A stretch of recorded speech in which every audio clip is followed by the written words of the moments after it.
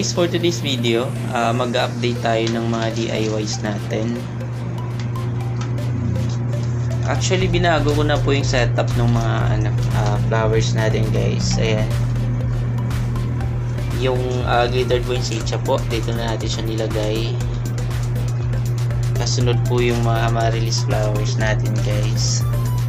Then, yung hollyhock flowers natin, ayan siya. Yung bagong DIY natin, guys, eto po, ball shape flowers. Meron tayong white and yellow ball shape flowers, yung purple at saka itong blue and yellow po. As you can see po, hindi pa po siya tapos kasi ito po yung isusunod nating DIY. I-upload natin siguro by next week po or before mag next week po.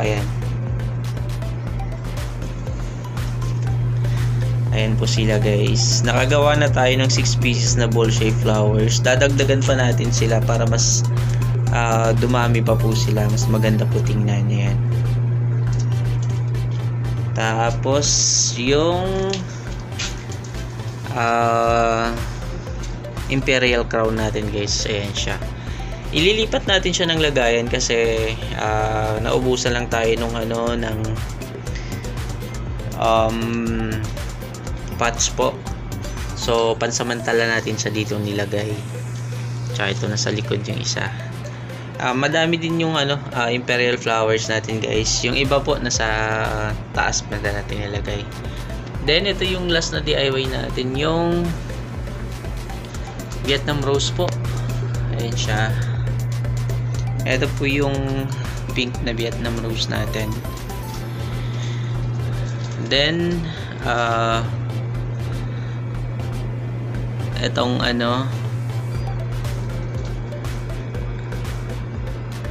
pink at saka yung red na natin, dito natin siya nilagay.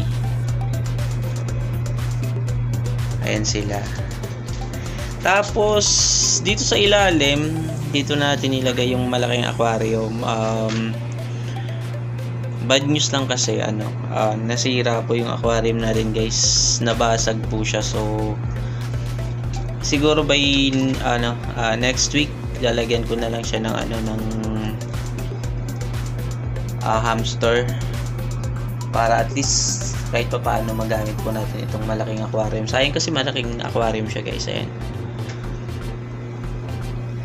Nabasag siya kanina nung hinugasan ko. Ayan, guys, yung mga bagong setup natin sa DIY natin. Then itong part dyan kasi natin nilalagay before yung aquarium natin, guys. So since nilipat ko siya, so nilagyan ko na siya ng ng mga plato natin. Ayan, at saka yung tubig. Sa upper part po, yung ibang DIY natin, hindi pa natin siya nagalaw. By next week ayusin ko pa itong part na to, guys, kasi hindi na maganda yung mga tulips natin. Gagawa po ako ng mga bagong tulips para i-display natin siya dyan. Then yung ibang imperial flowers natin, yung red ground orchids natin, guys. Then sa part na to, wala namang nagbago. Ito pa rin siya. Itong part lang na to, guys, dito natin nilagay yung ibang flowers kasi medyo siksik na po yung nasa loob ng bahay. So ginawa natin siya ng paraan para mas ma-maximize po yung space ng ng bahay kasi maliit lang po tong area natin. Itong wisteria natin, wala namang nagbago.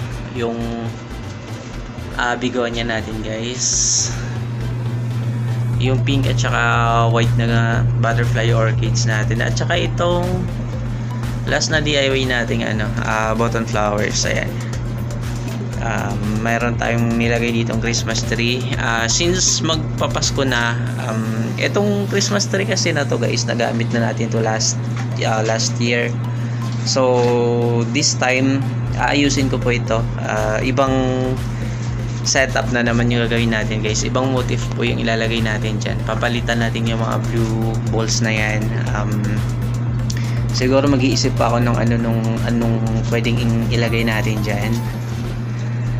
Then sa part na to guys, wala namang nagbago. Diyan natin ilalagay yung mga mga medyo hindi nakagandahang DIY natin. Diyan natin sila pinagsisiksik.